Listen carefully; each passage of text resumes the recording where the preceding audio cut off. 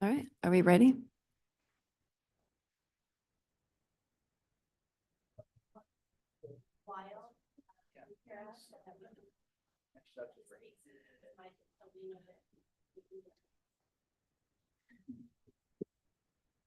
Ladies and gentlemen, good afternoon or good evening. It is 5 p.m. on April 10th, 2025. The board meeting is scheduled. Board member Weil, can you hear us? Board member Weil is remote.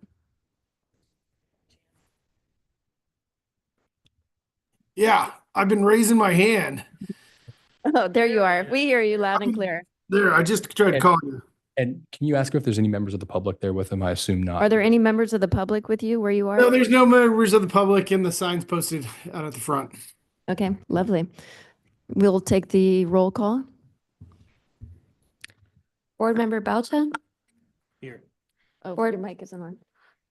Here. Board Member Coveney. Here. Board Member Weil, Yes. Chair Pro Tem Gibbs. I'm not Chair Pro Tem. Oh. I am here. Ms. Thalman has retired. And Christine Thalman. Chair Gannon. Yes. Thank you. Here. That brings me to election of officers. The Design Review Board, every April, it's a new turnover, so we have an election of officers. Anyone like to elect the future chair? Well, I'd be happy to nominate someone for future chair and chair pro tem. Okay. What are your nominations? I have a nomination for chair is one of our diligent board members. Give it up for Tom Gibbs. I'll second that. You know, and also a longstanding member and a strong advocate for our board is our existing chair, who I would like to recommend as pro tem, Jessica Gannon. And I'll second that. I beat you to it, Louis. The delay. And then, Madam Chair, if I may, the rules do require that those nominated accept, even though I've heard no objection. I just want to be sure that the nominee for chair and vice chair accepts said nominations.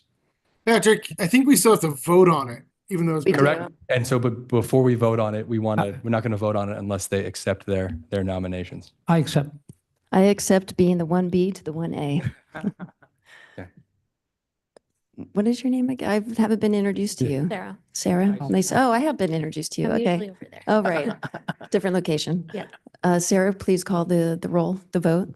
Board Member Bauta, Yes. Board Member Coveney, Yes. Board Member Weil, Yes. Board Member Gibbs, Yes. Chair Gannon. Yes. Yes, so we go ahead and change chairs and I'll go ahead and change the nameplate. I'll do it.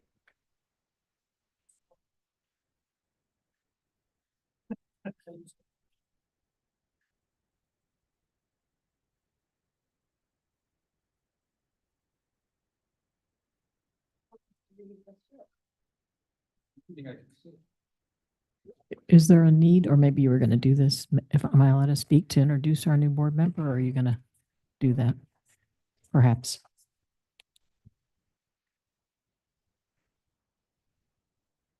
Since I'm doing all these special announcements tonight, I just wanted to welcome Amir Balta to our board.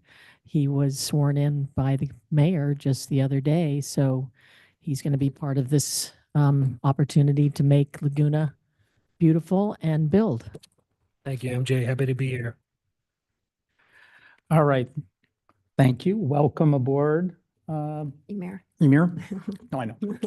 And before I start, I just want to thank on behalf of the board, Jessica Gannon for what an awesome job she did as chair and as a continuing contributing member of this board. I have big shoes to fill.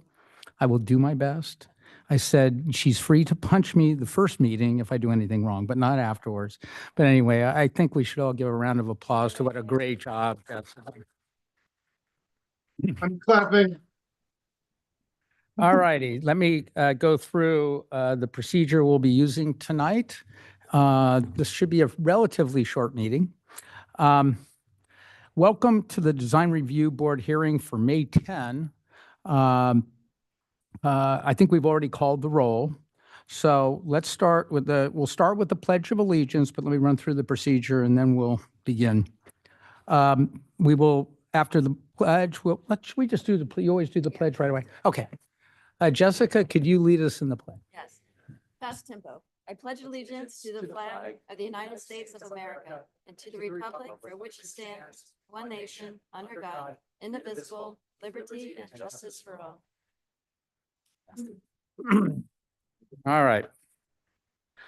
We're going to start with public communications, where any member of the public can address the board on items not agendized, but in the purview of the Design Review Board. Comments will be limited to 2 minutes per speaker. Is there, and I'll open it up to public comment. Do you read the whole thing or do you start with public? Steve, Okay. give us 1 second. Steve, she wants me to read through the script first. All righty. After public comment, we'll go to the consent calendar. After that, we're going to evaluate any modification of the agenda order. And then we will deal with the regular order of business. As chair, I will introduce an item, address, and the applicant will take their seats at the front desk. So they'll come up at the front desk. At that point, the board members will describe ex parte communications they had during the week regarding the projects. The staff will present a summary presentation and comments, followed by board questions to staff. Then the public hearing will be declared open. It will begin with the applicant team, which will have 5 minutes for presentation. Then the members of the public will have the opportunity to speak to us. Each will have 3 minutes for comment. We will try to strictly comply with those time periods, and we would request that you do so as well. The applicant team will then have 3 minutes for rebuttal. At that point, the board can question the applicant, after which the public hearing will be closed by me. The board will then enter into discussions and deliberations. During the deliberations, board action will be taken by motion and second, and then a vote. Then the only other thing to do, mention that. Okay, so if any person residing within 300 feet of the project who disagrees with the board's action will have 14 days to appeal. So with that, let me start with public communications. So feel free, you will have 2 minutes each. Mr. Kawartani? Are you timing me, Tom? Mark, get set, go. Excellent. Steve Kawartani. I wanted to thank Jessica again for being a really great chair and bringing a little bit of sexiness to the chair position. Tom, congratulations. Not expecting you to bring any sexiness particularly, I'm not but sexy. congratulations on your ascendance. And I wanted to welcome Emir to the board. Thank you.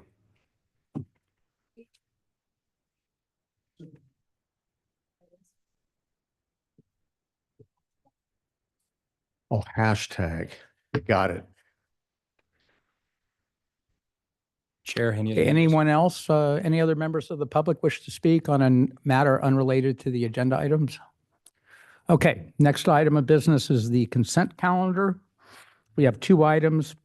4.1 is a withdrawal of the application, and 4.2 for 1685 Viking Road is a request for continuance.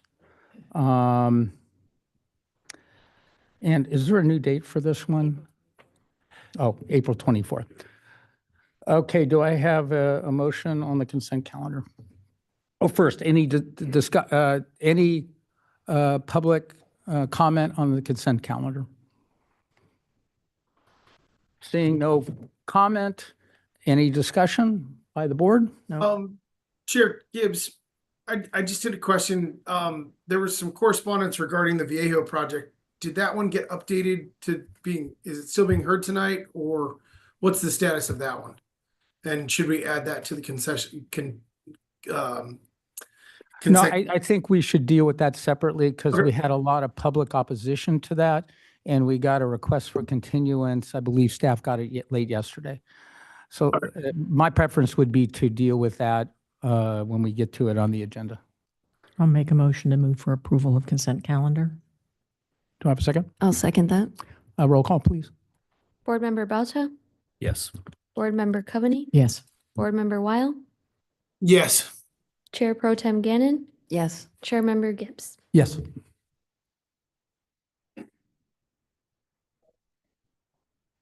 Does any board member want to suggest a modification of the order? All right, so Chair we- Gibbs, that would be probably where my question regarding Viejo, is it being proposed as a continuance or is it being heard tonight? it's for the board to determine. I don't have a problem with doing Viejo first if the board, well, yeah, Let's, I let's think, stick to the original order. Okay. yeah, because there may be, that question may be presented and I don't want to rush it. So let's deal with the first one, which is 719 St. Anne's Drive, item 5.1. Chair, may I request an expedited hearing for this one? You sure may. I would agree. Any objection? Mhm. Expedited. No, ex parte, Chair, spoke with Todd Skandarian, visited the site. My ex parte was I visited the site with Todd Skadarian. I visited the site with Todd Scuderi. And I visited the site with Todd Skadarian. I visited the site with Todd Skandarian as well. All right, Ms. Mendoza, please present the staff report on an expedited basis. Good evening, Chair Gibbs and members of the Design Review Board. My name is Jessica Mendoza, staff planner for this item 5.1 before you tonight. This project involves a request for design review for a new vehicular access and grading located at 719 St. Anne's Drive. Before you is just an aerial view of the location for the project. The site is located in the R2 zone with an existing single-family residence that faces St. Anne's Drive. And for the new vehicular access and grading, it will be located off of Browncroft Road. This will be a separate access for a proposed ADU. And just to put on record that ADU is exempt from design review. In addition to the vehicular access and grading, there are additional modifications with new retaining wall that is less than 5 feet in height. And as I said before, my previous slide, detached ADUs also, but it's exempt for design review.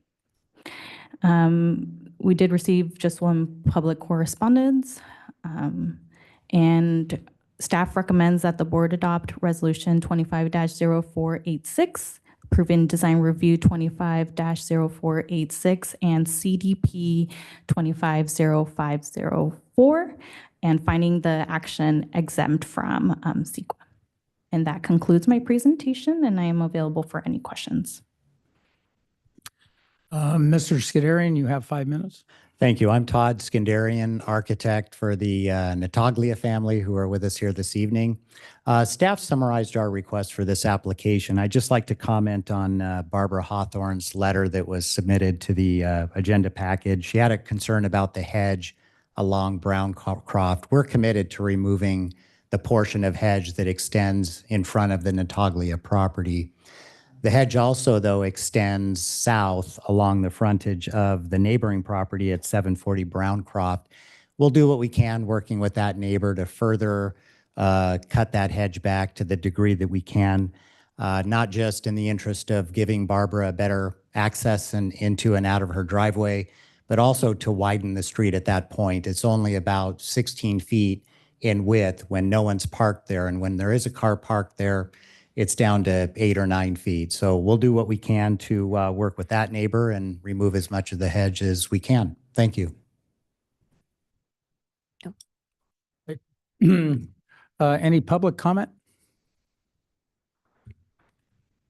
Come up to the podium.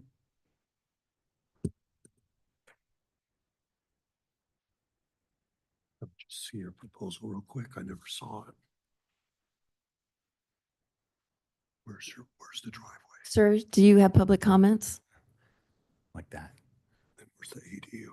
right there in the valley. Okay, so it's not connected to the, No. Yeah. You go ahead. Stephen Crawford and my wife Jamie, we live at 729 St. Anne's, and our property actually corners their property, which is kind of hard to believe, but it's the way it's all laid out over there. And we have no objection to this project whatsoever.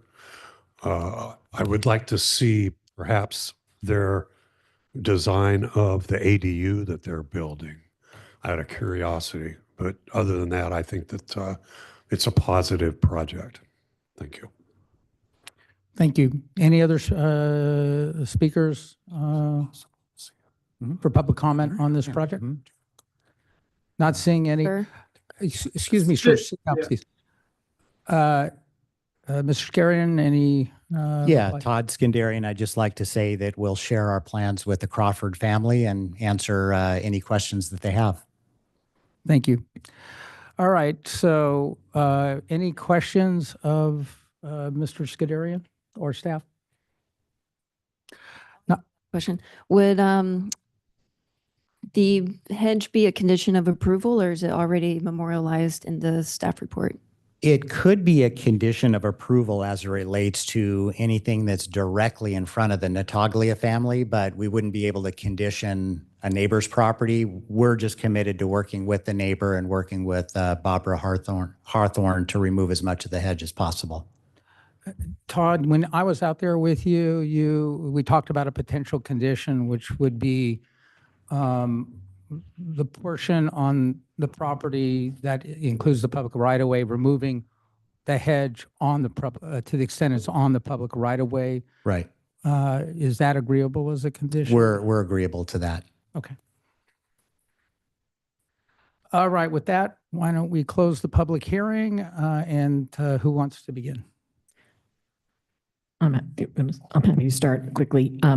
Thank you, Todd. As usual, I want to just thank you for always reaching out to the neighbors and taking into consideration their requests. You're always really good about that, and it's super helpful. Doesn't always turn out great for everybody, but at least it's an effort, and that I'm appreciative.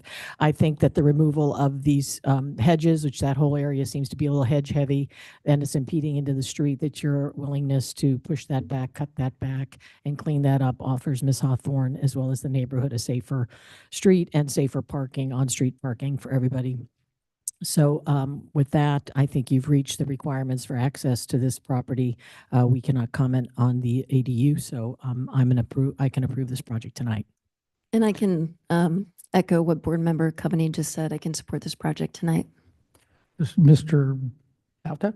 Yeah, I'd like to add to that. Very thoughtfully located, thoughtful driveway. I think it makes a ton of sense for the area. So, yeah. Thank you, Todd. And then my comments, I echo what the board members. I think the driveway to the ADU is done correctly and makes the most amount of sense. I think the ADU qualifies for the coastal development permit in that all the findings can be made, including the finding that it is visually compatible with the neighborhood. In fact, it's down below and really essentially not seen from the street. Therefore, I can support the project with the condition that I just discussed with you, Mr. Skandarian. And Chair, Speak up, my friend. yeah, and I concur with my colleagues. The project's well designed. The access points are consistent with the neighborhood. I find it meets the design review criteria, and the coastal development permit is well spelled out in the staff report, and I concur with it. All right, do we have a motion?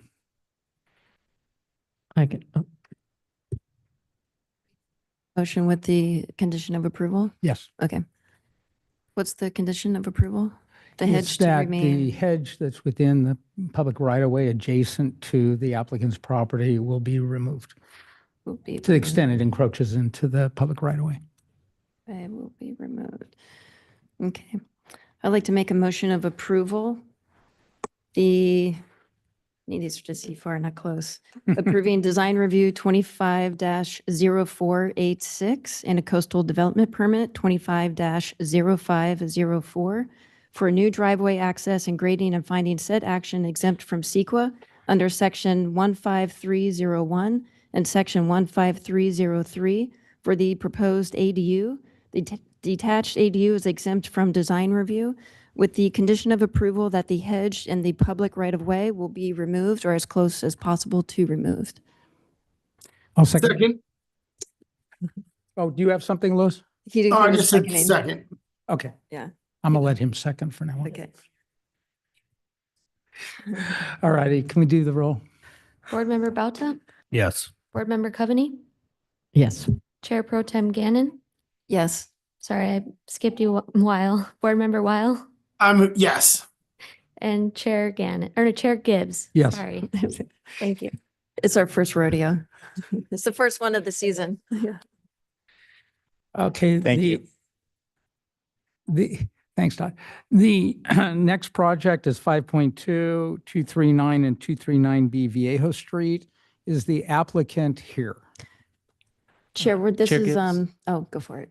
The applicant is not here tonight, and the applicant has requested a continuance to the first meeting in July. July and- 10th. July 10th. And staff recommends that continuance with no discussion tonight, because if we were to have a discussion tonight, then that would be count against the applicant's, 2 meetings, potentially a third meeting. So our recommendation is to continue to July 10th. Correct. And so, Chair, if I may just add to that, of course, Mr. Campbell is 100% accurate. You are allowed 3 substantive discussions, 2 continuances where no substantive discussions are permitted by the board. If there are members of the public, we, of course, are never going to take the position we don't hear from them. But I would advise, unless you guys want to get into the meat of the project, that the board does not discuss it substantively. Thank you, Mr. Chair. All righty. On the subject of continuance only, now's the time I open the public comment. So if you'd like to speak on that, please come up to the podium. You can only speak on the continuance, not on the project itself. The project is being continued to July 10th. So I'm Lou Adler, 266 Viejo Street. I just spent with my favorite chat GPT 20 minutes on assessing this property. So what does continuance mean? Yeah, what does that mean? We can't talk about this? No, you can talk. The matter will be continued to July 10th. And at that point, assuming the board agrees to the continuance, and we haven't addressed that yet, right now we're just taking public comment on the continuance. If it does get continued, it'll be at a noticed hearing before the board here. And at that point, you will be able to address the substantive issues. So all we can do now is should we continue it or not, right? Right. We're willing to hear whether, I had you know, this your great comment. picture worth I'm telling you, 1,000 save words. it. You can't believe how much time I spent on this. Well, And I can't show it. It's so depressing. Well, now you have more time. Yeah, I don't know. You'd have let just you know, more I time to spent, master it. 20,000 word report on one little picture here. you know, with So I with can't. So the pictures issue and is, paragraphs on the and I back of think each one. I only have 37 seconds left. So the issue is I can't present this today and Not to- convince well- Tom and Jessica and Eimer and this is such Yeah, a cool. Keep in mind, story. we all worked on the project Okay. too, but all of that will come in quite handy on July 10th, assuming Okay. we approve the All right. continuance. All right, anyone else?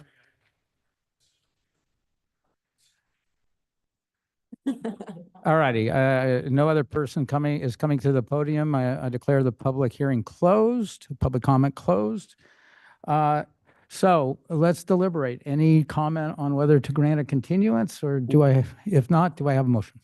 I'm okay continuing to July Chair, 10th. Go ahead, Louis. I'd just like to add 2 cents. I think, you've got a lot of members of the public in attendance, and obviously we received a lot of correspondence throughout the week regarding this. I'm not opposed to the continuance, but I do think a July 10th date might be less advantageous for the public who is participating, given that is closer to a holiday and midsummer. I'd rather continue this to a date uncertain, so then the applicant can pick a date beyond that point and renotice the neighbors, so they all get proper notification regarding the next. Well, July 10th is pretty far away. Let me make a comment about the late requests for continuance, particularly where there's a lot of neighbors. I might be against this continuance had the request come in today, but it apparently came in yesterday. It's really important that if there is going to be a continuance, that it be done earlier. Now, another reason why this continuance may be helpful, including to the residents here, is that the reason given for the continuance is to try to work with the residents and to address issues. So let's see what happens. Maybe there'll be less problems, less concerns, a better project, which would be to everyone's benefit come July 10. Now, I agree July 10 is right in the heart of the holiday season, particularly July 4th. But I don't know that any other day in July or August, would be any better. And putting it off until September, I'm not in favor of. And having it earlier, I think, would cut off the process of trying to improve the project. So I'm good with July 10th. Chair, to Lewis's, Board Member Wiles' point, is it better to do it to a date uncertain then? And the reason for that, Chair, is that it triggers, regardless if they stay with the date, but it's also a little bit disrespectful that the applicant didn't even show up for the hearing today, which is the first time I've not seen that in 6 years, even for a late continuance. So we could have this discussion with them more directly. I'd propose to move to a date uncertain. What's your feeling? I'm good either way. Yeah, I'm in He- agreement he- with that. He does Emir, propose- what's your view on he this? does propose a good argument. Yeah. If it's a date uncertain, could that still mean it could be held on July 10th? It can, they just would have to notify the neighbors. I kind of lean toward Mr. Wiles' point of view on this because the applicant's not here, and I think that is disrespectful. Let him renotice it. And the challenge to him is to engage with the neighbors, try to improve this project. And so that's where I am. I would support Mr. Weil. Because if he does lock it in for that date, it eliminates anybody being able to book that date at certain, out from that. And then if he cancels again, that could be a missed opportunity for another home, right? Chair Gibbs, also by having it uncertain, maybe they could put this together faster than that, or it might take till September, and then we'll just go at the applicant's pace at this point and bring it forward when it's ready to come forward. Right. All right. I'll move that item 5.2, 239, and 239B Viejo Street be continued to a date uncertain. I'll second that. Board Member Balta, Yes. Board Member Coveney, Yes. Board Member Weil, Yes. Chair Pro Tem Gannon, Yes. and Chair Gibbs. Yes. All right. All right. The next one is rattling right through here, 5.3, which is 2058 Crestview Drive. And while they're coming up, can we do, Yes. where are they? Let me do it. Yeah, do ex parte. So my ex parte is, I met with the applicant team. I believe his name was Mike. And I met with Steve Coratani and his client. What was his name? Is the applicant Neighbor- His name is. Whoever the neighbor is above. Jenny Karashko. Yes, I'm not even going to try to pronounce that name. I met with the same people as they are. Jessica. There he is. Come on up, Mike. You're on. Okay, go ahead, Ms. Cummings. Okay, so I'll do my ex parte. I'm Crestview. Okay, I went by the site. I met with the neighbor. Gosh, sorry, it's a very interesting name and I can't ever say it right. Oh, Evgeny Krasko. Oh, and I also spoke with the applicant and emailed. Emer? I met with the neighbor of Evgeny Krasko, Steve Karatani, and Mike, the owner. And this Got is a reoccurring hearing. I'd seen the site prior and I saw it before I left town. I spoke to Steve Coratani and I received correspondence. All right. Finally, I met the architect at the site. I also met with Mr. Kroshko, and I spoke to Mr. Karatani by telephone. With that said, could we have a staff report, please?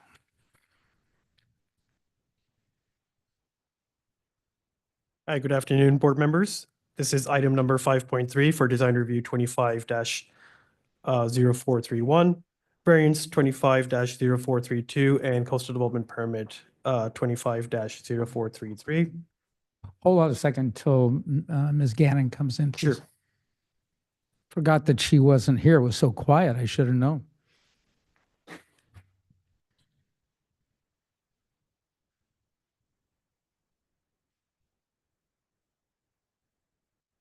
Already out there. Okay, go ahead. Thank you. All right, I'll restart. Good afternoon, board members. This is item number 5.3 for design review 25-0431, variance number 25-0432, and coastal development permit 25-0433 for a new single-family dwelling located at 2058 Crestview Drive. A concept review hearing took place for this project on the 9th of May, 2024, and this evening's hearing is the second meeting on the project. To provide a recap, the proposed new single-family dwelling is a 4-level structure, which includes an attached 2-car garage, an attached ADU, the primary residence across 2 levels, and 3 elevated decks. For some reason, there's a delay in the slides. I quickly just wanted to point out that the walls that you see at the southern portion of the image being shared are not entirely accurate in the rendering, and I'll touch upon that later in the presentation. So at the concept review hearing last year, the board directed the applicant to explore colors and materials to make the project more rustic to promote neighborhood compatibility, to increase landscaping as a solution to address privacy concerns, and increase grading excavation to better integrate the project into the hillside and reduce the overall appearance of mass of the development. The board also conveyed that the variance request to encroach into the significantly modified watercourse setback was reasonable as there was no environmental value to protect.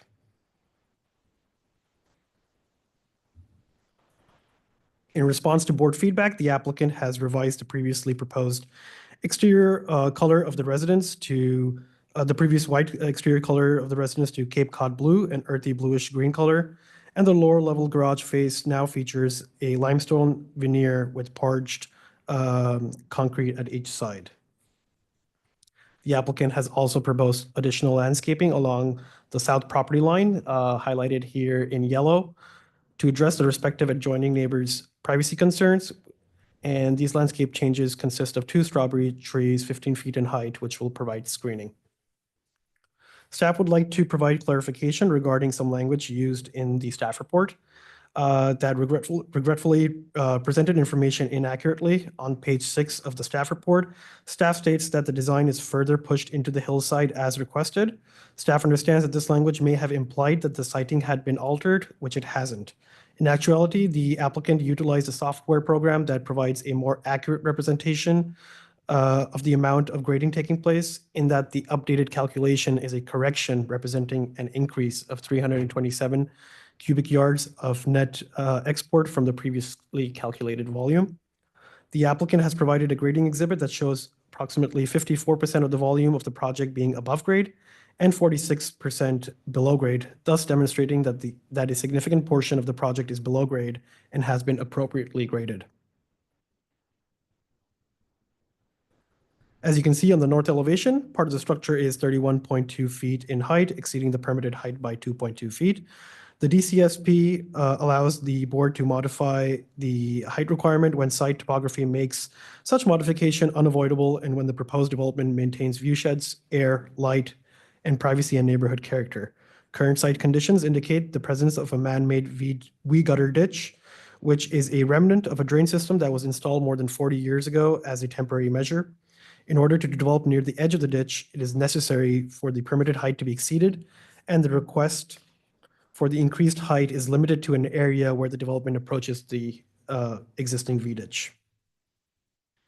With the concurrently sought variances, the project is consistent and complies with the design review criteria, general plan, design guidelines for a hillside development, and Diamond Crest View specific plan.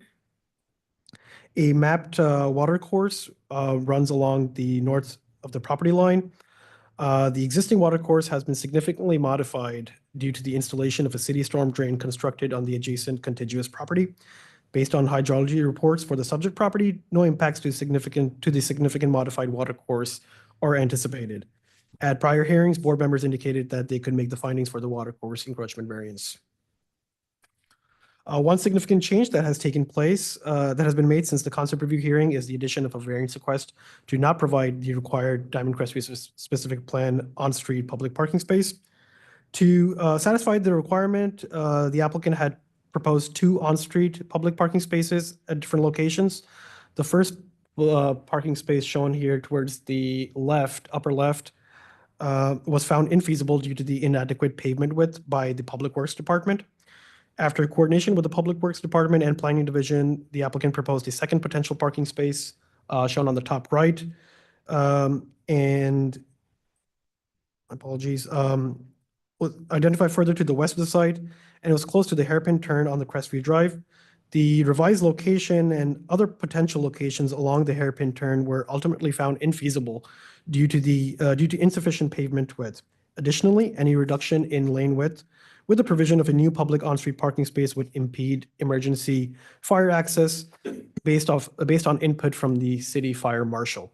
Potential public parking space was identified across the subject property, approximate to 2025 Crestview, was also examined and also deemed infeasible due to the need to construct a pretty high retaining wall and the loss of existing vegetation, creating privacy issues for that property owner.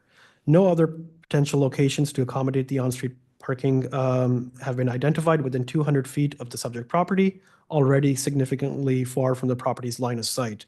The project design provides code-required covered parking in a 2-car garage, and it can accommodate 2 parking spaces on the driveway, which is a standard parking space and an additional compact parking space.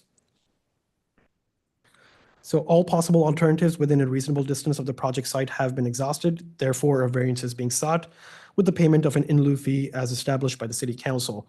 As detailed in the staff report, the project is in compliance with all of the development standards of the Diamond Crest View specific plan, with the exception of the permitted height for which a height modification is being requested and the on-street public parking space for which a variance is being sought. Findings for all respective variances can be made. The project is in conformance with all applicable provisions of the Certified Local Coastal Program.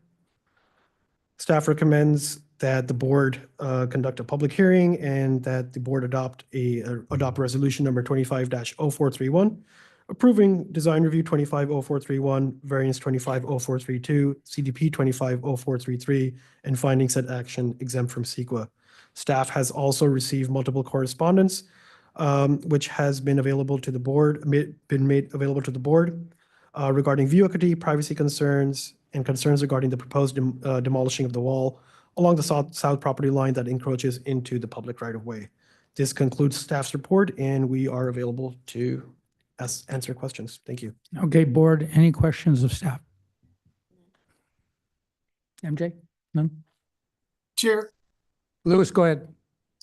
so just to be clear, the project didn't itself didn't change a whole lot in comparison to where it was when in our first hearing in the concept review.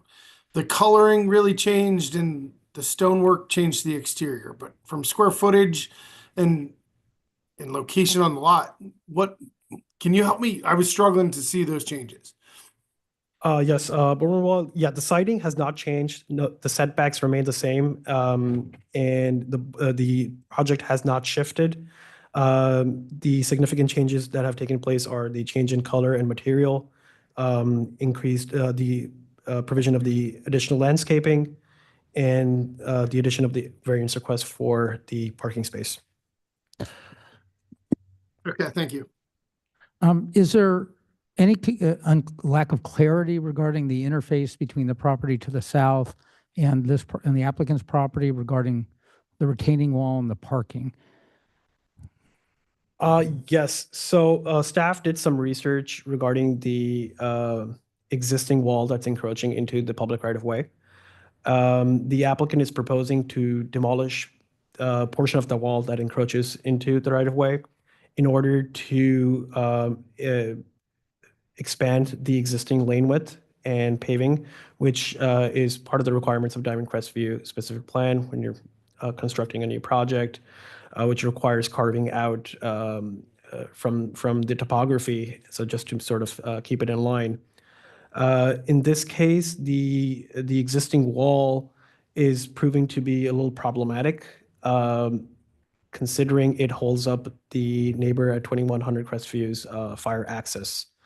So staff has been discussing this internally, and we will not be in support of demolishing the wall, considering it would be impacting fire access for the neighbor to the south.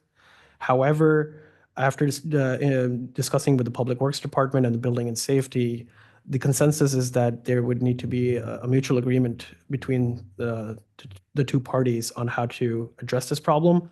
Public Works has signed off on the possibility of the wall not being demolished and the paving being provided around the wall, thereby just maintaining the existing condition. And part of that would essentially require the applicant to then propose a wall sort of on his side of the property line to encroach into the public right-of-way to be in line and maintain the structural integrity of the existing wall. And that would preserve the parking for Mr. Soto's property to the south and allow the two-car parking, the standard and the compact in the applicant's property? That is correct. Okay. I would like you to address that in your comments as well, please. So I open. I would like to, if you allow me, we would be, we're prepared to add that as a condition for the revocable encroachment permit for the applicant. And in addition to, unless they come to a mutual agreement, and then I can defer to the planning manager for So to elaborate on that. Just so it's clear, and we'll get on with the hearing. The condition that you are suggesting would be that they come to a mutual agreement on how that works? The condition we would be placing is for the applicant to propose a revocable encroachment permit at a later date that we can process through the admin DR process. And that, unless they come to a mutual agreement, which would involve demolishing the wall and certain design changes to Mr. Soto's property. Unless they come to an agreement, we would be asking for an REP. Okay, thank you. And I have one quick question and related to this. The Soto's property, that wall, it's obviously in public area then if does it have a revocable encroachment permit related to it or? No, so staff did some background research and we could not locate any REP that was processed and or approved for it.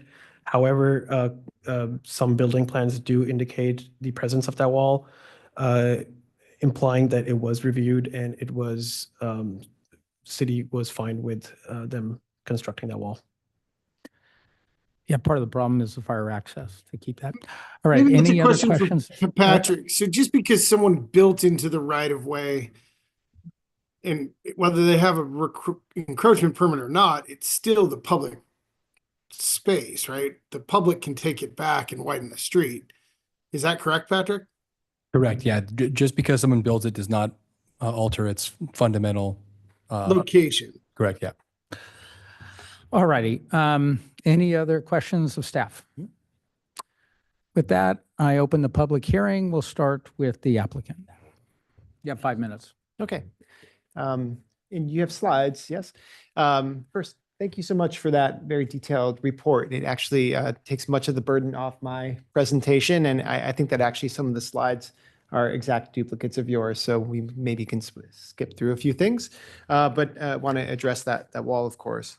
My name is David Freeland. I'm the architect for the project. Owner sitting just behind me. If any questions come up, I'm sure we can also call his expertise to this. And so I think that okay. But I was going to simply start, and we don't need a slide for this, that we've been working on the development of this design for a number of years to assure that it responds to the Diamond Crestview specific plan and the interests and concerns of the community. The project was first reviewed in 2013, has been modified multiple times since then in response to public comment and the board, and reduced from an initial 3,600 square feet to only 2,000 square feet, thereabouts. So definitely responsive and attentive to these concerns. And then I was going to point out in the second slide, which was a survey, just that, again, that the site is quite constrained.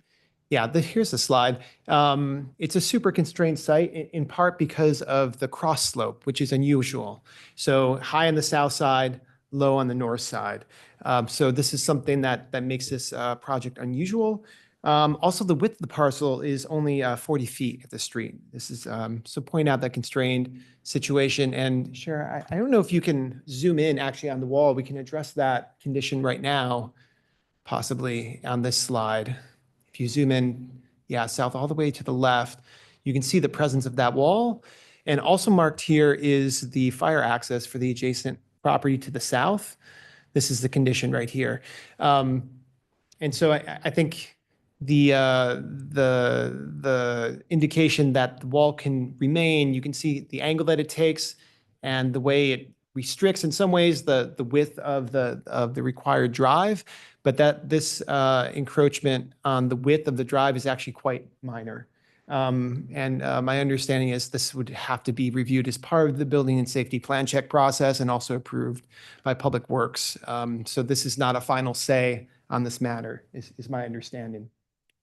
But that shows that condition, also the needed fire access that needs to be maintained. We can keep going here. This is a slide that I had showed in the last presentation, also points out just how sunk into the site the house is. So this is the front elevation on the left, and on the right is a section taken through the middle of the site. And you can see exactly what it means, those percentages that have been shown about the percentage of the house that is below grade. It really is buried substantially into the ground, which carries with it diminished opportunities for sight lines, of course, but also increased cost in terms of export of dirt. Can go to the next. Yeah, and there's definite design intention here to minimize the scale in relation to the surrounding houses and break up the scale also through a series of volumes instead of a single massive one. And the materials that were used, that was noted, the stone on the face of the garage also further acts to further diminish that scale. There's been notes about the contemporary sort of aesthetics and style, and just wanted to point out that this is a character that's not unfamiliar to the area. And these are two adjacent neighbors at 812 and 831 Gainsborough that have similar kind of qualities to them. So not foreign to the neighborhood at all. Go to the next slide. This is showing side by side the changes from the previous presentation and this one, the difference in color, the difference in materials, and that new kind of Cape Cod blue. Thank you for showing this slide already, and just showing further detail about those materials and the cement board siding that's being shown here as well. One thing that wasn't mentioned is the concern about privacy that had come up in the last meeting. And in response to that, several different landscape elements have been added. And this was in concern particularly to 785 Gainsborough and 2100 Crestview. It's a little bit hard to see, but 785 Gainsborough, which is northeast of the site, is over 50 feet away. And in conclusion, sorry. Light go off? Yes. Oh, I did this last time as well. Oh, I didn't notice it. You'll have 3 minutes to speak At the again. end. Okay, very good. Okay, yeah. It did Very good. I twice. think we covered most everything. Okay. All right. So now I open it to the public. You have, each person has 3 minutes to speak. and try to keep your comments to 3 minutes. Okay, coming up. Can I have my slides?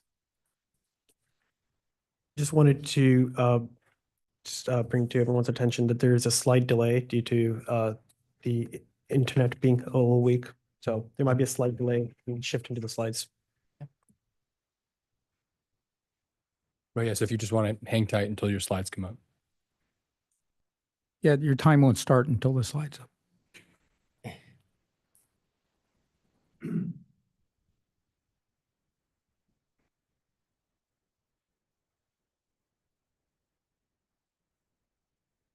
Okay, go ahead. Okay. Good evening, Chair, and good evening, members of the Design Review Board. My name is Evgeny Krasko, and I own the property at 785 Gainsborough Drive, directly adjacent to the proposed construction. I have three main concerns regarding this building: views, privacy, and neighborhood compatibility. Next slide, please. Regarding views, the building will block the beautiful view of Catalina Island from my master bedroom. The Diamond Crestview specific plan guidelines mention Catalina as a prominent object whose views are to be preserved. Moreover, another guideline says, avoid cutting the horizon line if possible. Is it possible here? Absolutely. This could be achieved by relatively minor changes, such as relocating the building some 10 feet back, increasing grading, or reducing the height of the structure by adjusting the slope of the driveway or lowering the 16-foot tall garage. Many of these suggestions were made by the board during the concept review hearing. The next issue is privacy. Next slide, please. The building includes 4 windows on its north elevation placed on a large siding wall. All of them directly face my guest bedroom. I had to get this slide from the concept review plans because the rendering was removed from the new deck, presumably to hide the non-compliance with the guideline against using large expanses of a single material. It is still accurate because despite the extensive DRB comments, nothing has changed aside from the building's color. Next slide, please. The choice of materials still does not meet the quality and style of the surrounding buildings. Only the front facade received some brick treatment. Again, the Diamond Crestview specific plan characterizes such an approach as unacceptable. So I was wondering, why would the applicant not make the changes requested by the DRB, given that they are not difficult to implement? And I think I know the answer. This project is not being designed here. It has already been designed, and it was not designed for Diamond Crestview. This house already exists. It is located in Mount Washington in LA. Next slide. Here it is. You can easily find it on Google Maps. The current project is not a similar house. It is the same house.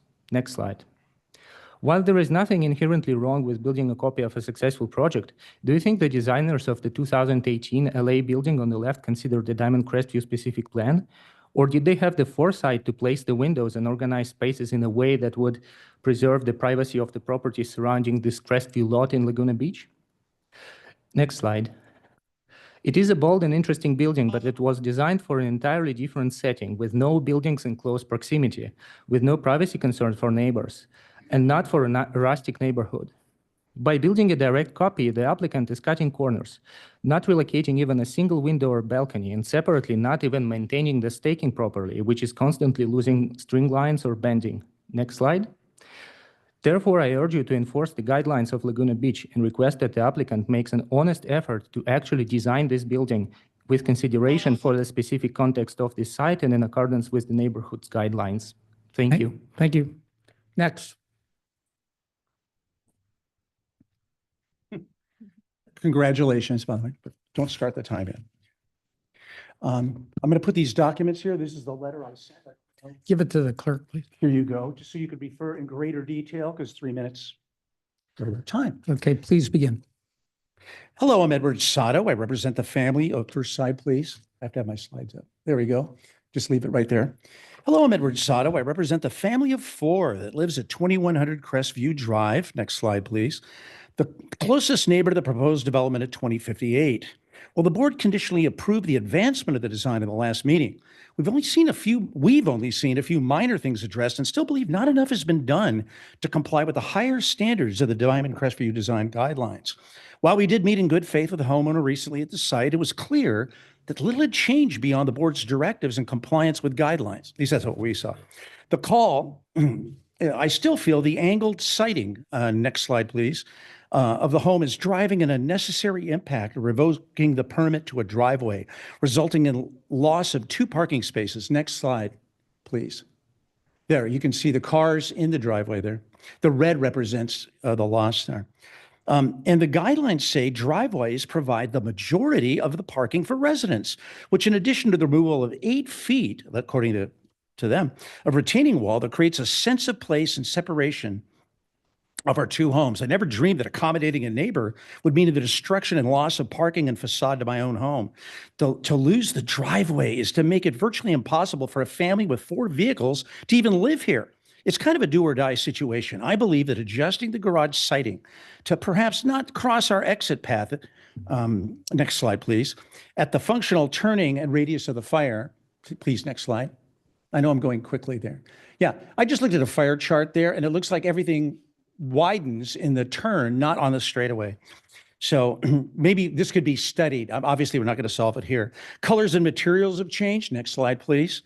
And while the stone is a welcome addition, the color seems out of compliance with a guideline that seeks to enhance the rustic nature of the neighborhood, and materials should not be artificial. I feel that the facade, while is modern, is almost in defiance of the goals in that they visually look more like shipping containers than something that seeks to blend into the terrain and material, as is Hardy Board, which is a cement panel that simulates wood. Another deviation from the authenticity called for. Item 4, a harmonious mixture of materials, colors, and forms that was used in the natural hillsides. It also calls out artificial surfaces in that code. As for privacy, next slide, please. Windows looking directly into my fire pit area. It's the only thing we have. I was told additional planting would be provided. I mean, it's an incredibly tiny planter, but no material change, even though the board identified these things as concerned to be resolved. I'll just jump to the chase here. We all have a right to develop land, doing so in a way that enhances the nature of the neighborhood for its own higher standards is part of the stewardship of the city. I look forward to progress being made in bringing this project into compliance with the rustic nature of the Diamond Crestview area. And I apologize for reading so fast. Thank you. Coming from New York, I love it. Huh? I said, coming from New York, I love it. Thank you. Yeah. You got everything in? I tried. Mr. Karatani, please. Go ahead. Go ahead. Could you cue me? Oh, you already queued me up. Steve Kawaratani, good evening. Chair Gibbs, board members, staff. I consulted with Mike about 12 or 13 years ago, and I'm very relieved that we're both still alive. You know, it's a good thing. This project, as far as massing, is superior to what he presented all those years ago, but there's always room for improvement. And basically, my concerns have to do with view and privacy. So without getting into a lot of detail, I don't believe that the project is in compliance with the Diamond Crestview specific plan design guidelines. I don't believe that it meets the DRB design guidelines, specifically view. It violates land use policy 2.10, and I'll read the quote. You need to make a finding that basically coastal views are not compromised. And finally, I'm not sure that the board can make the finding, I know that I can't, to allow 2.25 or 2.2 feet in excess of the maximum allowed in Diamond Crestview because it is not protecting coastal views nor privacy. Next slide. What I'd like to suggest is that the architect and Mike consider moving the upper level back. As Yevgeny said before, it's not a real difficult fix to get most of that program out of his Catalina view. So I do recommend that upper level move back, and it will be in greater compliance with the hillside guidelines. Last slide. I looked at the landscape plan pretty carefully, and although I think that the applicant addressed some of the privacy concerns for the property to the south, for us, if you look at the landscape plan carefully, there really isn't ample room for the landscape architect to provide any kind of mitigation, both to the massing and to the windows. So if there could be a slight shift to allow room other than the firefighters' access, I think that would go a long ways to satisfying the view concerns. Thank you. Thank you. Anyone else wish to speak? All right, applicant, you have a 3-minute reply. Thank you. Actually, can we go back to the slides again? And I'm glad that you showed that landscape plan because that's what I was going to return to. There were 5 strawberry trees that were added subsequent to the last review to address those privacy concerns. You can skip to there and also actually to the rendered slide that is just before it or after. My apologies. There we go. So here you see the proposal before and after and the additional trees that have been provided along the south side. There are also, if you go back to the plan, 3 strawberry trees, large ones, across the backside of the property, which is meant to mitigate the view for property owners to the east, including 785 Gainsborough, which is, I mentioned, over 50 feet away from the house. I think that the concerns about the height of the house can also be addressed in relation to the drainage course that was constructed there. That terrace drain actually raised the grade across that north side of the site. And so the measurement taken from that raised grade as a result of that construction in the easement should not really impact negatively the property owner, at least so says the document on title for this parcel.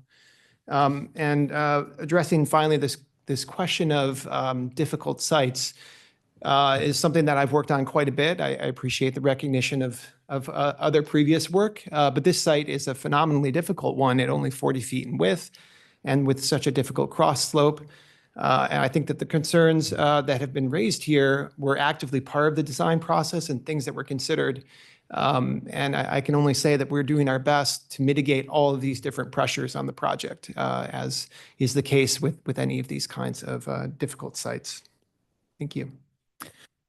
Okay, at this time, board questions of the applicant or staff. I have a question. What are your plate heights for each floor? In relation to I couldn't see garage? when I was looking at the plans. I couldn't see. I tried to go to each floor to see where the plate heights, what your plate heights, are they 10 feet, 9 feet, 8.5? They're 10 feet with the exception of the garage, which because the site is so steep, we need a taller floor to floor there. Okay. That's chair or the top, yeah, the top. Just a second, Mr. Weil, please, your questions. I was going to ask that same question that Ms. Gannon was asking. I think, is it on A 8.0? If that could be brought up, I mean, I think the plate heights I'm seeing are 16.1 for the garage level, 9.10.5 for the first level, 9.10.5 for the second level, and 8.6 for the third level or the fourth level. I just wanted to get that verified. Yeah, that is correct. So as I mentioned, the floor to floor from the garage to the next level up, or the first level, is over the 10 feet. And then the other 2 are just under 10 feet. The top one has been lowered because of height concerns. All right. I have 2 questions. First, what's the amount of export that I think was shown, but I wasn't sure what the right figure was? Total amount of export do you anticipate? Is it? I saw the number 13. Yeah, it's also civil engineer 1,300 cubic yards. Yeah. Okay. Then the second, do your plans call for any change or impact on the retaining wall with the Sotos to the south of the property? We saw, I think it was a picture you showed with the existing retaining wall. and you heard Soto's comments about losing a parking place there, which I don't understand if you're not touching the retaining wall. So could you comment on that? So we're taking the existing grade at the property line and retaining everything from that elevation down. It's not meant to impede the existing retaining wall that's in place. And that would be the intention as we were to lay the wall out on site. Structurally speaking, it's meant to retain the earth and anything behind it, including the adjacent house. All right, again, I'm not sure I understood. There's an existing retaining wall that's just, adjacent to the Soto's driveway. Is that being touched in your plans? No. Okay, so I assume based on that, you're not going to impede the two-car parking that he has in front of his garage? No, I think that wall and staff mentioned that was going to remain in place. Is that correct? I can clarify. So there is a proposal to remove the portion of the wall and that's encroaching into the public right of way. And the applicant proposed that for the street widening and paving. However, after consulting with Public Works, they would be fine with that wall remaining and the paving taking place around that wall. I think what Mr. Soto perhaps maybe alluding to regarding the loss of parking spaces, because technically the parking spaces that he's referring to in the driveway, they're non-compliant. Half of them are within the public right of way. But if this wall is demolished, that would require changes to their fire safety access stairs. And if those are tilted towards Mr. Soto's driveway, that may have a potential of blocking access to one of his garage spaces. However, and as I mentioned earlier, I think staff believes there's room for a mutual understanding to take place between the two property owners. Staff would like that wall to remain. However, if they come to an understanding that requires some sort of redesigning of the fire access stairs and also demolishing part of the wall within the public right of way, we would be in support of that. So the condition which we can impose is that retaining wall be maintained as is, and that that condition would be subject to a mutual agreement between the homeowners? Sure, and I can defer to the planning manager regarding that. We had a Is that would that discussion work, about it. Jim? Sure. Maybe we'll take a quick step back here. That wall was created when the house next door was constructed several decades ago. Mm-hmm. A portion of that wall extends out into the public right of way. And I think the plans are difficult to see exactly what's going on, but I think there was a proposal at a time maybe to cut it off at the property line. And what we've learned is that the existing wall holds up, the fire access stairway that leads to the Soto's house. So it needs to remain. And so I think the applicant's proposal, the wall that they're proposing needs to extend all the way out to cover and to support that existing access stair. And that plan for that wall extension, if you will, isn't really part of the plans. At least it's not very clear that it's part of the plans. And the construction of that wall extension, again, to hold up the Soto's property and that staircase, would require a revocable encroachment permit, which is not part of our application here today. We haven't seen any plans with this wall, but would that wall in any way encroach or interfere with the current parking on Mr. Soto's property? It wouldn't. It would be in front of the applicant's property. Oh, and also in front of the access stairs? It In would other be words, parallel. north of the access? Yeah, it would be parallel to the access stairs and on the applicant's property or in the public right-of-way in front of the applicant's property. And that wall extension, if you will, to support that stairway really needs to be there because, again, it's a fire access stair for the neighbor's property.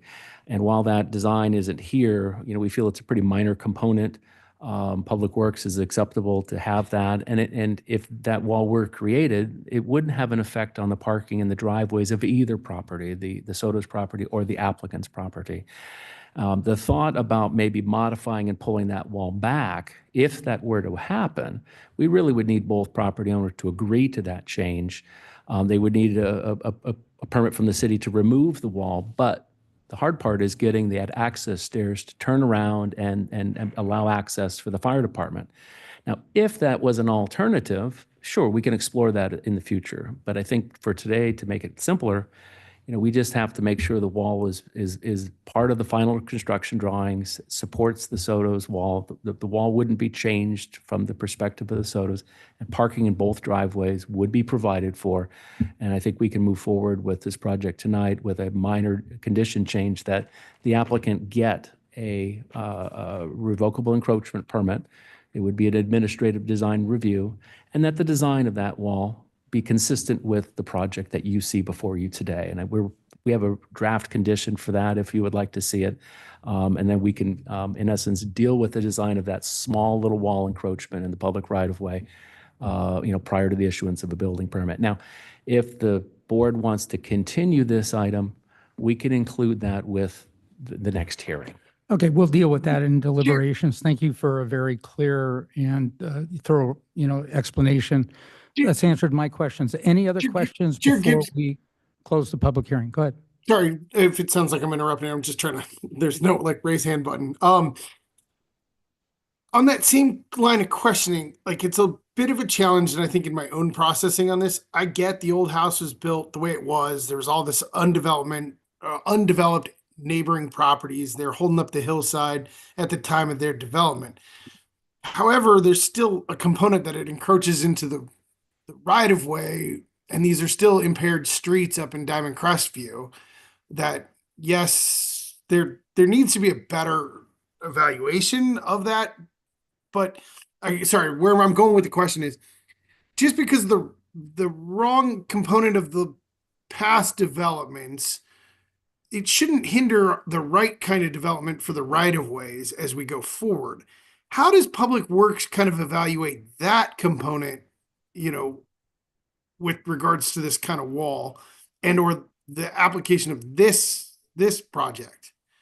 I mean, they shouldn't develop out into the right of way, or I guess where I'm coming from is this new project shouldn't build a wall to go catch up to that one. And now we still have these bigger impairments. Does that make sense? I'm not articulating that well. I'm not sure I understand, but staff, have any comment on that? I mean, I think it's very clear that to do the retaining wall on the applicant's side is going to require a revocable encroachment permit. The one on the right that's existing either had one or is grandfathered in for some reason. That's how I read it. Go ahead. I'll take a crack at a response. I really can't respond for Public Works, but we have a situation where the Soto's property, that house was built, the wall was necessary at the time to hold up the adjacent property, right? To hold up the slope, and the fire access were provided in that location. And it was permitted by the city, although there was no revocable encroachment permit done at the time. This was about two decades ago or so. And so in this respect, while it does now become an impediment to kind of cleaning up the right of way, I agree with Board Member Weil. It would be preferable to not have these encroachments widen the whole street. But I think in this case, it exposes those parking spaces. They would actually then be backing out into what may be a future travel lane. And we do need to maintain that staircase in order to provide safety for the Soto's property. And so we did have a conversation with Public Works staff. They are agreeable to just leave it in place. Now, clearly that requires the applicant to retain the earth that's under that staircase on their property as well as in front of their property in the right of way so that the staircase hits the ground. And in that design, we've got, in essence, driveways for both properties side by side, and we can have, 2 parking spaces in each one. And I think it's a design that Public Works is agreeable to. And while it's not ideal, I think, it represents the best we can do with the existing condition. And we support that change. Yeah, the bottom line is this is existing condition, and we don't have anything else in front of us for an alternative condition. Maybe this answers your question, Lois. So I think we address this in deliberations. And let me just add to that, Chair, that it sounds like it's important then that we try to find a solution tonight, assuming we approve the project, that's amenable to both parties, as opposed, because the city could just come in and say, we're just going to take it all up, and, Well, you know, but they're let's- making a compromise. Let's So get it's to our just comments. something to consider. Let's address that in As we move deliberation. I can start with comments. Okay. Yeah, why don't you go ahead, Jess? Okay. So that brings. Wait. oh, I closed the public hearing. Go ahead. Need a little hammer. So back to Jim Campbell's comments. That gives me the access. This board had already made the precedents with 806 Gainsborough to require 2 standard parking spaces. And this location is a hairier turn than what is in front of 806 Gainsborough. So for me, access for public safety, for whoever lives in that home, safety, I'm going to require 2 18-feet parking spaces. And then also for the character of the neighborhood, I agree with the neighbor. It looks like 2 stacked containers or 3 stacked containers. It's not really compliant with the design review guidelines for that neighborhood. So I'd like to take another look at that. View consideration, the master bedroom, in my view, my point of view is when your construction significantly covers a primary view, like a Catalina view, in my mind, that devalues the property of the neighbor. So I like to see that corrected and leave it to the board to say whatever.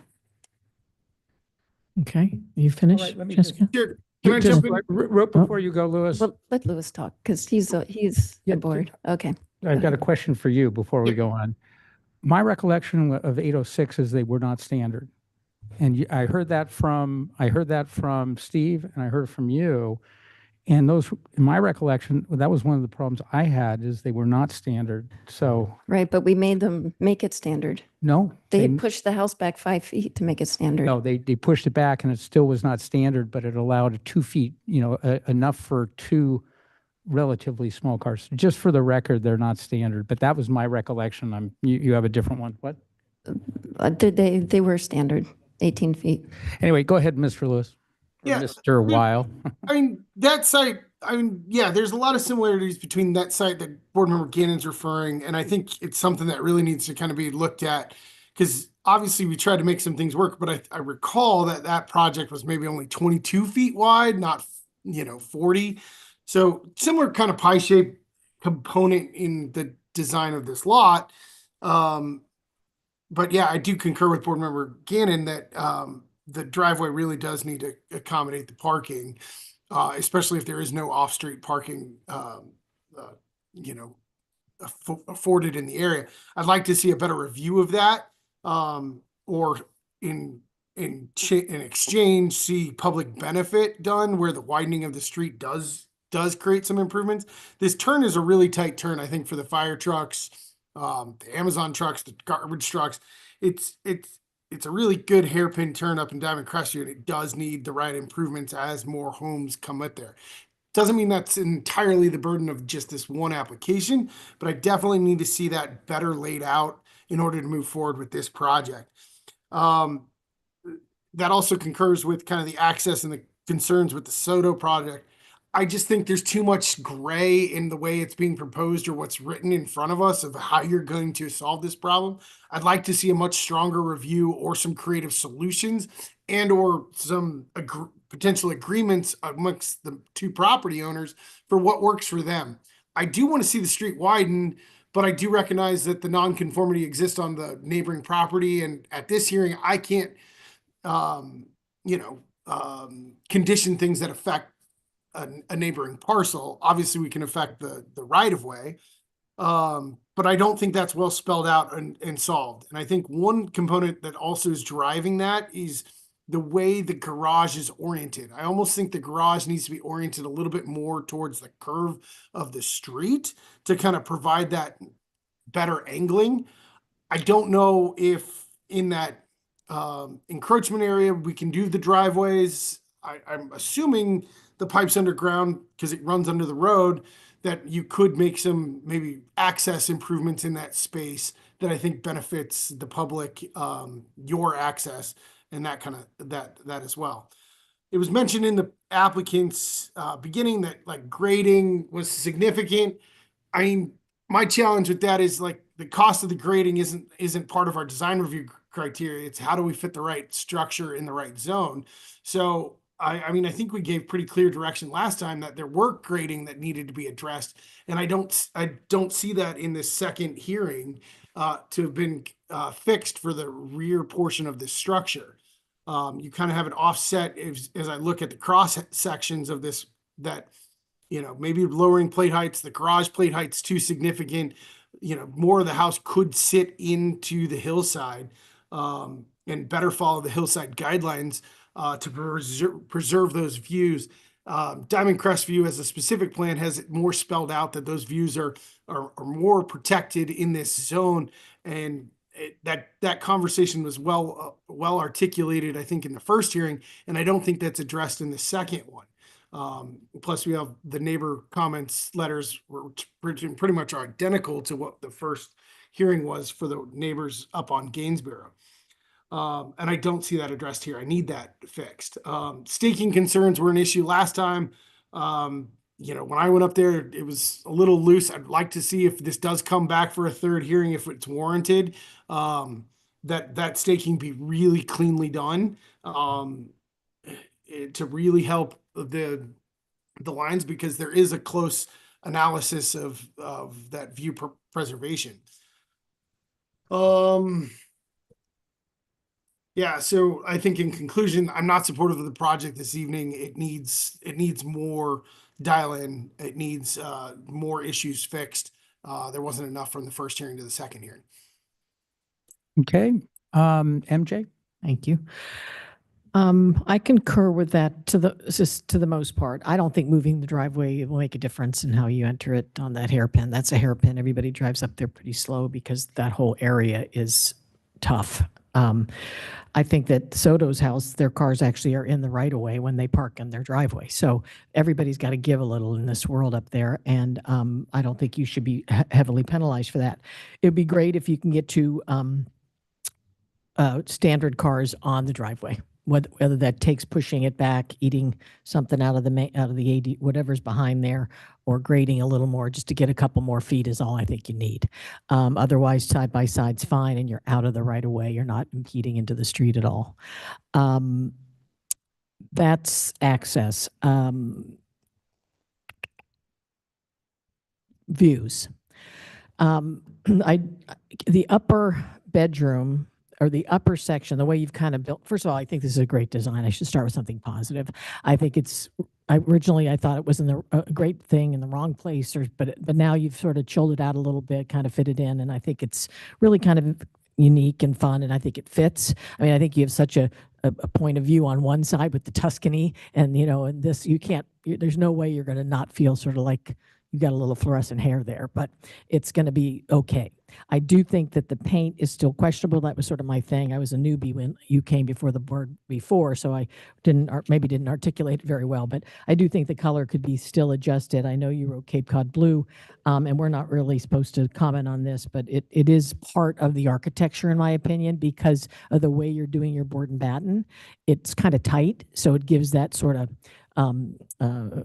container feel, and then you also have it used in a different way, which is really cool.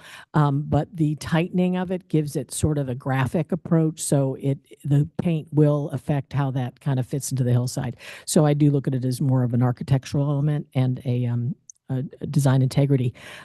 Color, I know you're looking at the Hardy boards, and that's fine as far as a non-organic material. It's utilized throughout Laguna, and it looks like it has a bark type vibe. Is that what I think you're using rather than the flat kind? But they do have colors like a mountain sage, and they have like a Navajo beige, something that's a little more subtle. It's not as cool and graphic. I get what you're going for, but I think because you have to fit into this area, you might want to consider that.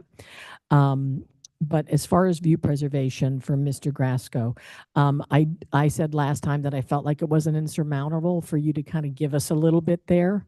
I do think some of his shrubbery can be cut and cleaned up to give him a better view expanding to the right.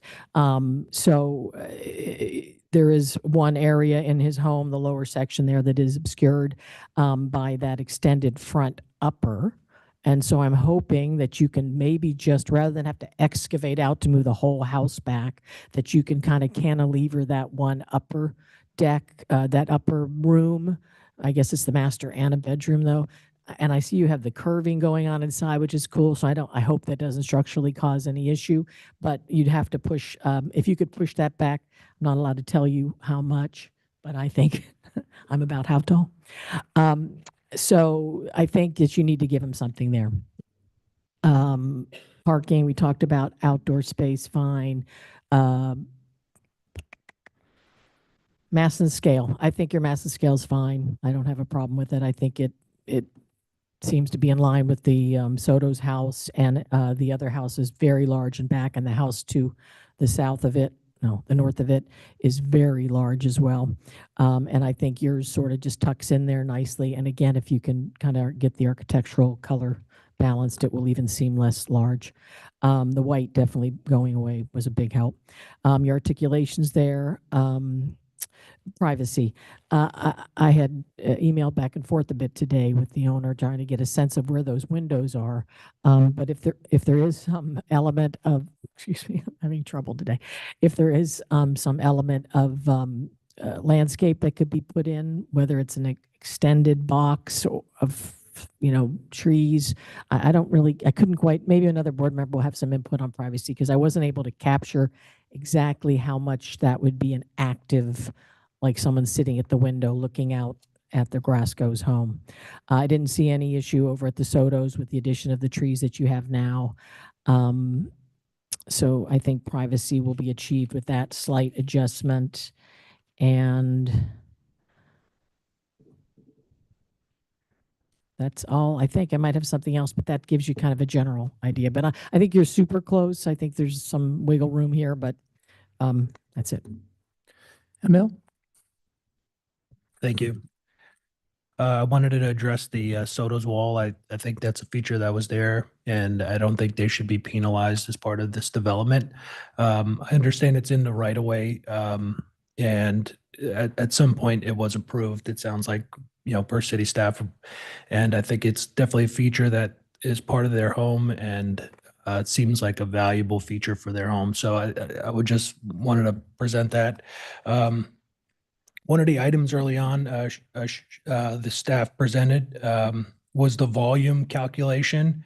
Was that taken across the entire volume of the site? It's not so much a question, but maybe just deliberation. When I got there and I looked up, you kind of get a sense for the volume, and it doesn't really appear to be being excavated as much. It seems like a lot of it is exposed. So from a mass and scale, I think there is some compatibility, but I also think that the height might need to be considered on the limitation, especially since they're asking for a variance on the height. So I think it's worth deliberating that. Those 2 feet could probably go a long way with some of the neighbors' concerns, and just establishing kind of guidance for the project. I did have some concerns about the distinctness of the design, being that there was a photo of another design that seemed like a replica. I think when you have the time to go through the design review board process here in Laguna, I think there should be thoughtful consideration and time well spent going through that design. To me, that photo looked like a copy and paste. And I don't know to what extent we can comment on that, but I think it's worth considering, because there are a lot of home builder types that would love nothing more than to do the same thing here in Laguna and just copy and paste the next project. We want to avoid that as a board. So I just wanted to establish that. But yeah, I think it makes sense to sort of put the Soto's wall to bed tonight if we can, so he doesn't have to come back to a further hearing. But I don't think I can approve this design as is currently tonight. Thank you. All right, so this is definitely going to be continued. So I'm going to give you my views. You heard some differing views, and I'll see if I can synthesize. Your issues are parking, height, some privacy concerns, and related to height, the view issue from the crash cows. And before we, put it to the continuance, all board members will be able to comment on what I have to say. So take notes if you want to make sure I'm getting this correct. All righty. So with respect to parking, I feel very strongly that that retaining wall needs to stay and that there be no encroachment or change to the SOTOs. The second thing is I do not recall 806 being standard lane parking. In fact, it was very squeezed in. I wasn't happy about it, but we went along with it. I think there's adequate parking for 2 parking spaces in front, which unfortunately, because you can't get any, on-street public parking in this area, which is crazy. I could not approve a project like 806. I couldn't approve it unless I felt comfortable that 2 cars could park in front of that driveway. I feel comfortable. Now, I think you heard comments from 2 board members who weren't so comfortable. And I think if you could orient that building, and I don't know what your constraints are because you're coming back, so that you can address Mr. Wiles' concern, and to the extent you can make them 2 standard rather than 1 standard and 1 compact, I think you'd be looking for a unanimous vote. With respect to view equity from the cross cows, I said last time, and I'll say it again this time, I think view equity is achieved. I think it complies with the Diamond Crest View specific plan, and that the views from the primary, or the ceremonial rooms, which are upstairs, kitchen and living room, are amazing and untouched. The major touch is the 2nd bedroom on the 1st floor. And that is primarily blocked with landscaping. And the impact from the applicant's house, it would even achieve, in my view equity as to that 2nd bedroom. The master bedroom, to really preserve any kind of view, you couldn't build your top story, which I think would not be appropriate given what I'll talk about in a second about neighborhood compatibility of the overall design. So you've heard what other people said, to the extent that you could assist in reducing the height or cantilevering that side to improve Mr. Kroskow's 1st floor, 2nd bedroom view, it might help you get a majority vote. But I think from my point of view, view equity is achieved. Privacy. I do not see a privacy issue from the Kroskows. They're 50 feet away.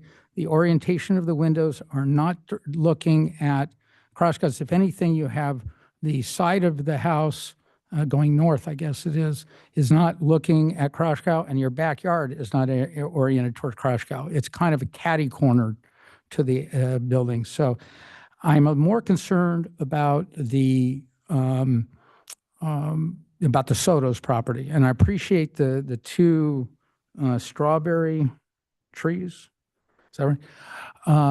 And I didn't hear from, I tried to read Mr. Soto's comments, and I couldn't really tell whether there's privacy, but since you're coming back, I would encourage you to work with the Sotos to come up with a landscaping solution. This was talked about by MJ here, a landscaping solution for both the Kroskows and for the Sotos. And have it clear, because it's hard for me to tell whether landscaping does that. But with privacy, landscaping is always the easiest solution and actually could be win-win. Height, I think it's neighborhood compatible. I don't have a problem with the height for the same reason I don't have view equity. Mass and scale, I don't have a problem with. The one problem I have, and I talked about it last time, is I have a real concern whether this is neighborhood compatible from a design standpoint. To me, it looks like a bunch of containers. And I think we talked about it last time, is there's a rustic look. And I think several board members, in addition to me, talked about rustic, even the modern. And I showed a bunch of slides. I don't know if you remember at the first hearing. I showed a bunch of slides, including the modern, that all had a rustic element. And that's what I was trying to influence you with. And simply putting rock by the garage and changing it to blue, for me, to get my vote, I need to see it blend in more, even with, look at the modern. The house, not the crush house, but the one to, I think it's on Crestview, but the one to the, as you're facing the house to the left and up the hill, you know, that has a lot more kind of rustic modern features. I don't mean to design it, but I'm just telling you, it sticks out in my mind like a sore thumb. It's what I said last time, and I'll say it again this time. So, and then access parking, I would find the variance and everything if you could, given the current parking that you're proposing, so long as you don't impact the Soto's parking at all. And the way, just so the record, I would have required to come back to us to show the solution. I don't want to leave it. I'm not a big fan of leaving it to working out or administrative design review. The parking is so critical in Diamond Crestview from a safety standpoint that I think it's incumbent upon me, in my view, incumbent upon the board to review and approve the final parking design, particularly where the houses are too close together. So when you come back, try to work with Mr. Soto, come up with a solution or that accomplishes, you know, what we talked about, where he gets his parking, you get your parking. They can accommodate 2 cars each in front of the garage. He'll get his 4 with the garage. You'll get your 4. And then I think you'd have at least a majority vote from the board. So those are my comments. Any board member wish to further tell me how I'm wrong or right or? No, it was brilliant, brilliant chair. Well done. I just have one quick clarification. The height, you said the height in order to get Mr. Grasco's view, more of that view back. Not all, I don't think it needs to be cleared completely, but I don't think it was the height. I think it was more how it was extending out, not so much the height of the building, of that upper deck, up the upper floor. I think it was really how it extended out. So. Right. I have in my comments, listening to Tom Gibbs, Chair Gibbs, that top floor, it could be, we don't protect views from secondary bedrooms, it's primary bedrooms. And that top floor doesn't have to be much, but if it's just pushed back just a little bit, I don't think height, you don't mess with the plate heights. I don't think, that's not my concern either. Just that top floor needs to be pushed back into the hillside. Yeah, that's pretty much. Oh, and then for safety, I'm surprised that you're not demanding 18 feet standard parking because everybody, it's the American tradition that we want bigger and better. Remember I caved on 806 for less than that? I'm You don't pretty sure remember we made them put 2 standard sized parking spaces. Nope. It was. That it was a like, little- I little was, I abbreviated. almost voted no on that. And that was it. We squeezed them in. But there's still 2 standard sized parking spaces. The chair. No, anyway, I'm not going to debate the point. I'm telling you, the parking, in my view, the parking solution here is much better than 806. That being said, I'm evaluating parking based upon this project. Okay. Louis, No, I'm good. Emir? No further comments from me. All right, thank you very much. That was a good discussion. When's the next available hearing date? And you can tell us how long you think you need, but why don't we start with the next available hearing date? Excuse me, we could schedule this theoretically in we really need to be looking at June, but I would really want to know from the applicant, based on the input that's been received here and then through the any public comments, how long it would take to make a design that is responsive to what you're hearing, and then we can schedule accordingly. So Yeah, how long do you, June date, July? Well, I guess enough time to reach out to the neighbors. Say a month should be fine. Is that? Yeah, a month. Why don't we put it the first meeting in June to give you a little bit, what time do they have to submit plans if it's the first meeting in June? we'd really need to see the plans in a couple of weeks. So I don't really think that's a good idea. Yeah, So I that's think we too should be soon. looking at July. Why don't we do the first meeting in July, which I think is July 10? July 10th, we'd need to see some, revisions by 21st of May. So that's basically, That should give you enough time to work with the neighbors. Does that work for you? it's like 6 weeks. Yeah. All right, do I have a motion, please? Chair, I'll make a motion to continue project 5.3 located at 2058 Crestview Drive to June 10th, 2025. Or the Second that July motion. 10th. The June or July? July. July July. 10th, 2025. Second that motion. Can we call Chair- the Here, may I made a point of discussion? This is technically the second hearing, correct? Yes, second hearing. So we have to make a finding that the applicants. No, we don't. That's for the third hearing. This is the second hearing. No, So this is the first continue- hearing. With the concept review, we Chair. didn't vote. This is the first full hearing. Chair, the concept hearing by code is counted as your first hearing. Oh, really? We did review that. So this is the second hearing. So Mr. Weil is correct. We do need to make those findings in the code that, the applicant has been responsive to the prior comments and that we can continue forward with the next hearing. So you're more familiar with those findings than I am, actually. Yeah, I am. But Louis, I stand corrected. Thank you. In connection with this motion, we're going to find, who made the motion? You did? That the applicant is moving in the right direction, I can make the findings to grant the third hearing. Okay. And that the applicant's acting in good faith toward resolving and achieving project approval. And Emir, you have a second to that? Second that. All right, could you call the roll, please? Board Member Bauta, Yes. Board Member Coveney, Yes. Board Member Weil, Wow. Yes. Sorry, it was a delay. Yes.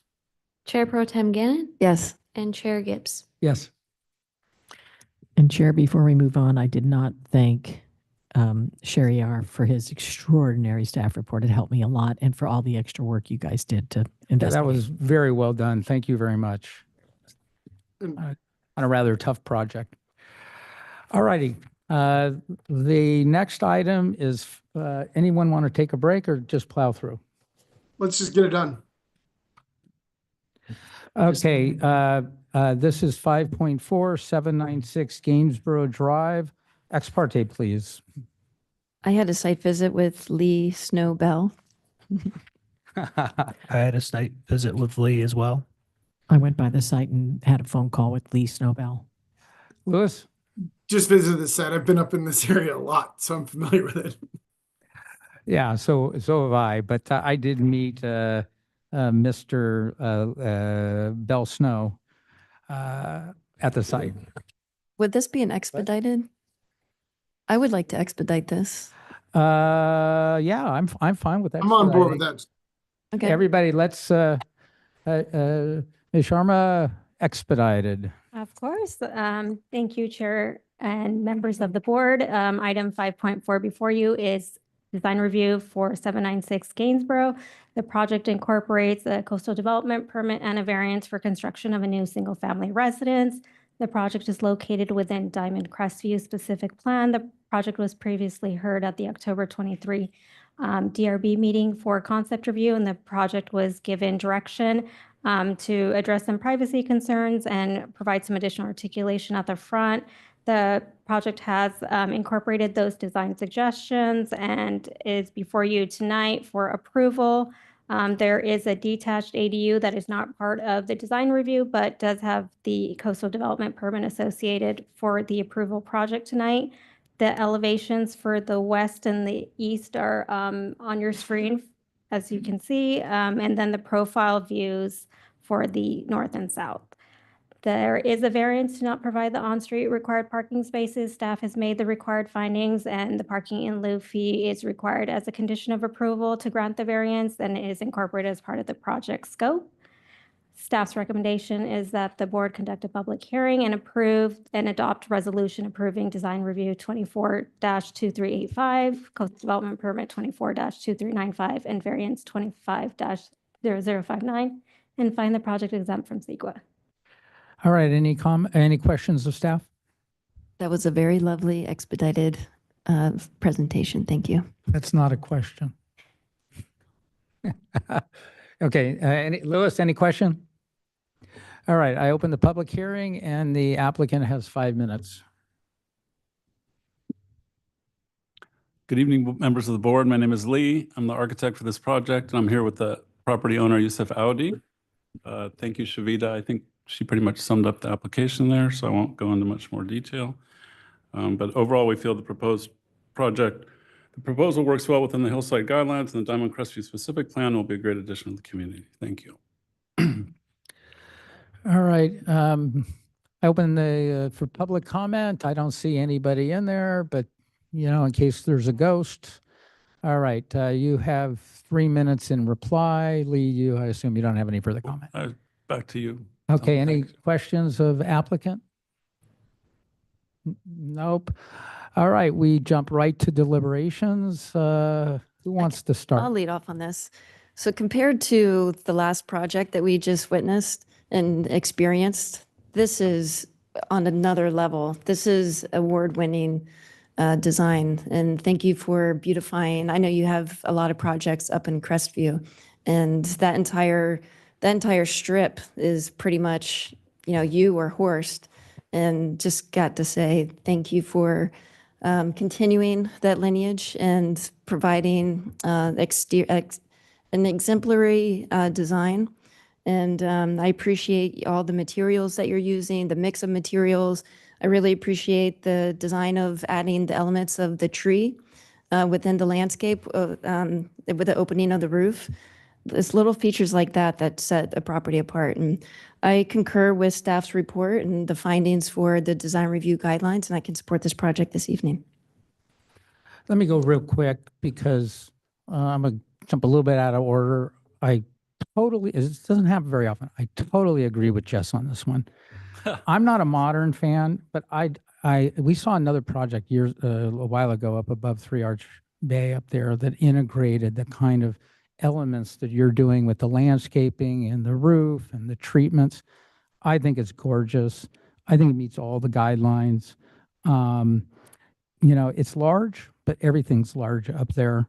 I find with respect to the parking, being able to facilitate 3 cars in front is a godsend to that neighborhood. You have the special circumstances that satisfy the variance.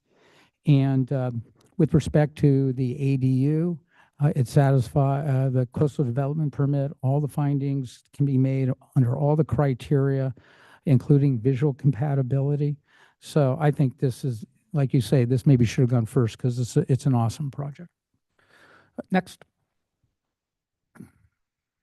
Thank you. Very, very thoughtful design, and I think it meets all the design guidelines. Okay, I was just trying to look at lighting overall. I love this. If it was in South Lagoon, I'd make an offer right now and see if it was available after you're finished. So I just, I get concerned with all these windows and the light coming out of those windows. And even though you have those great shifting shade things, I imagine they'll be pushed back most of the time. So I want to make sure that I know you're doing a certain tint to the windows, which is needed for tidal, whatever it is, for heat and light and sun. But that's my only thing. Not that I can do anything about it, but Jess, you often ask for those kind of windows. What kind of windows are those? It's engineered windows, VT glass or something. Are you using that? He uses them on all of his projects. Yes. Okay, and is that in your plans? Because there is a lot of glaze. is it called out in your plan that you're going to have a tinted glass? I mean, they're already tinted. The Title 24 requirements will be in the construction package. I mean, they'll make us have Is that enough tint, or does it need to be more? Does that satisfy you? Yes, the it heat does. gain and the light glare. Yeah. Does it keep it? Because sometimes they literally look like spaceships on the hill. Right. So Youssef usually uses glass that doesn't allow light to penetrate the exterior, and it also protects the interior. So it's a kind of a mixed use element. It allows, what do they call it for the state requirement? It's the heat gain for the windows. Right. So it acts for 2 ways. It keeps the heat from penetrating, and it keeps the coolness in when there is AC is on, and then it also keeps light from penetrating to the exterior. Okay. All right. I'll trust you on that. Or The- illuminating the exterior. There Yeah, you go. 'cause Finding my words. There's some areas up in that are just too bright.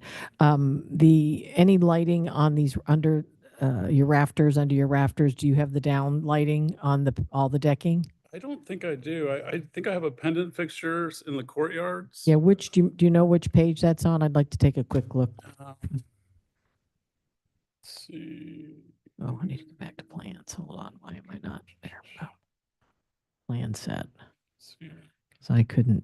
Staff didn't note any It's like extensive use of lights. A1.4 or something. I can't see the top of it.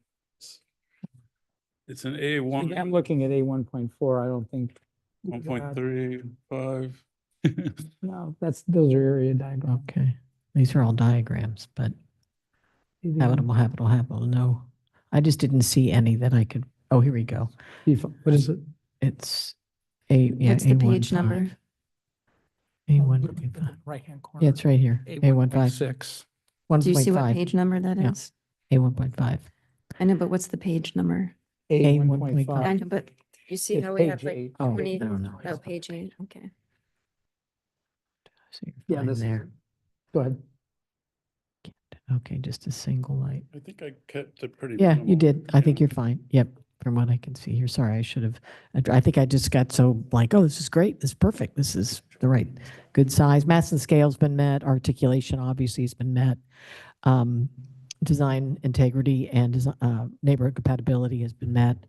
Access beautifully met. And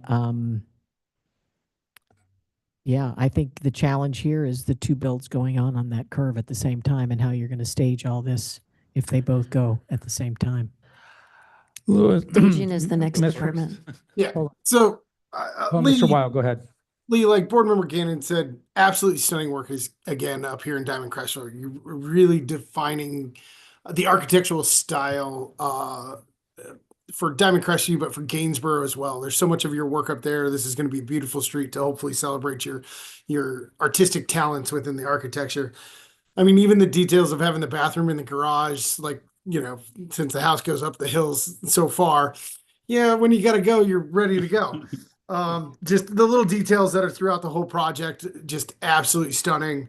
You followed the direction and made those quick corrections from the concept review, but you really hit this one on all cylinders, and I'm fully supportive not only of the that this project meets the Diamond Crest View plan, it meets all the other design review criteria as well. Staff articulated as well in the staff report, so thank you to staff for clarifying that. And I can be fully supportive of the project this evening. All right, excellent. Do I have a motion? You want to do it, MJ? I'll do if you want me to.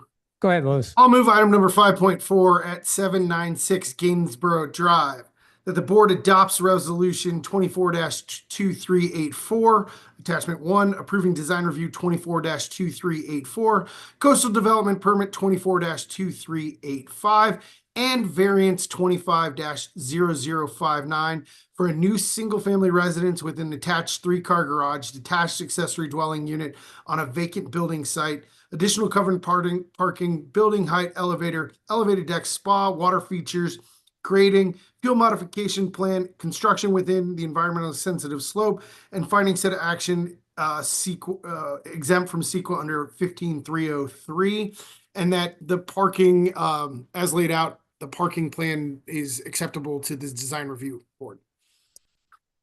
Second, do we have a second? That would be you. You just seconded. You seconded. I second. Yeah.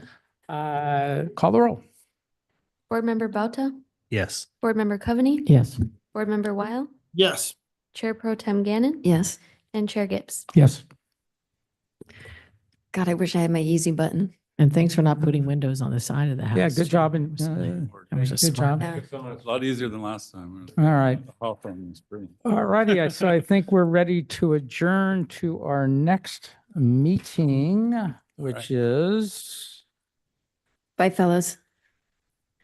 April 24, 2025 at 5 p.m. We are adjourned. Congrats, guys, and thanks for letting me join the remote, and congratulations to newly appointed Chair Gibbs.